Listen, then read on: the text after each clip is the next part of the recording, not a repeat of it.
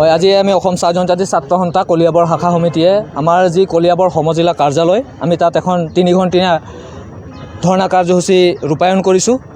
আমাৰ দীৰ্ঘদিনীয়া সমস্যা, আমাৰ মৌলিক সমস্যা, চাহ জনগোষ্ঠীক জনজাতিকৰণৰ মৰ্যাদা প্ৰদান কৰা, দৈনিক মজুৰি 351 টকালৈ বৃদ্ধি কৰা, তাৰপিছত আমাৰ ভূমিৰ পট্টা প্ৰদান কৰা। আজি মুঠতে 8টা দশক সম্পূৰ্ণ হোৱাৰ দিশত আজি আমাৰ চাহ শ্ৰমিক স্বাধীন হোৱাৰ পিছতো আজি তেওঁলোকে কাৰোবাৰ অধীনতহে থকা যেন আমাক পৰিলক্ষিত হৈছে। আজি আমাৰ চাহ শ্ৰমিকৰ ওপৰত 1948 যি আমাৰ ন্যূনতম মজুৰি আইন, সেই মজুৰি আইন আজিলৈকে আমাৰ চাহ শ্ৰমিকৰ ওপৰত এপ্লাই হোৱা নাই। আমাৰ কাৰণে দুৰ্ভাগ্যজনক কথা।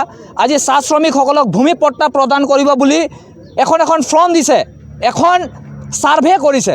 সেই ছাৰ্ভে মতে আমি দেখিবলৈ পাইছোঁ কোনো ধৰণৰ তাত কোনো এখন সফল হোৱাৰ মানে দিশ দেখি পোৱা নাই। আজি এনেধৰণে আমাৰ চাহ শ্ৰমিক, আমাৰ চাহ জনগোষ্ঠীয় ৰাইজক প্ৰত্যেক স্বাধীন মানে শাসনত থকা চৰকাৰে এনেধৰণে ভোট বেংক হিচাপে ব্যৱহাৰ কৰিছে। অনাগত দিনবোৰতো আমাক এনেধৰণে কৰি যাব বুলি আমাৰ আজি আকাংক্ষা আছে। সেইবাবে আমি অসম চাহ জনজাতি ছাত্ৰ সন্থা কলিয়াবৰ শাখা সমিতিয়ে এক 3 ঘণ্টীয়া ধৰ্ণা কাৰ্যসূচীৰে তেখেতসকলক জনাই দিব বিচাৰিছোঁ যে আগন্তুক নিৰ্বাচনৰ আগে যদি তেওঁলোকে আমাৰ এই 3টা দাবী পূৰণ নকৰে, তেন্তে আমি অসম চাহ জনজাতি ছাত্ৰ সন্থাই অসমৰ প্ৰতিটো চুকে কোণে এক জংগী আন্দোলন গঢ়ি তুলিবলৈ আমি ৰাজপথত ওলাই আহিবলৈ বাধ্য থাকিম। আৰু একেমুখে আমি গৰিহণা দিব বিচাৰিছোঁ আমাৰ স্থানীয় বিধায়ক কেশৱ মহন্ত ডাঙৰীয়া, তেখেত এজন কেবিনেট মন্ত্ৰী, তেখেতকো আজি এই কলিয়াবৰৰ বিভিন্ন সমস্যা লৈ, আজি কলিয়াবৰত সকলোতকৈ চাহ জনগোষ্ঠী আমাৰ ৰাইজ 51% আমাৰ চাহ জনগোষ্ঠীয় ৰাইজ আছে। তেখেতে আমাৰ ভোট লৈ তেখেতে আজি 15-20টা বছৰ হ'ল MLA মন্ত্ৰী হৈ থাকিলে, কিন্তু আমাৰ চাহ বাগিচা ঔদ্যোগিক অঞ্চলত যি ৰাস্তা আছে, যি বিদ্যালয়সমূহ আছে, আজিলৈকে কোনো ধৰণৰ উন্নতি কৰা দেখি নাপালোঁ।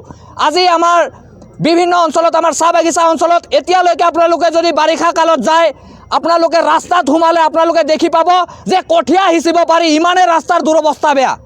তেওঁ আজি 15-20টা বছৰ আজি MLA মন্ত্ৰী হৈ থাকিলে, কিন্তু তেখেতৰ চকু সেই তালৈকে নগ'ল। আজিলৈকে তেখেতে আমাক এই চাহ জনগোষ্ঠীয় লোকসকলক মাহিমাকৰ চকুলে চালে।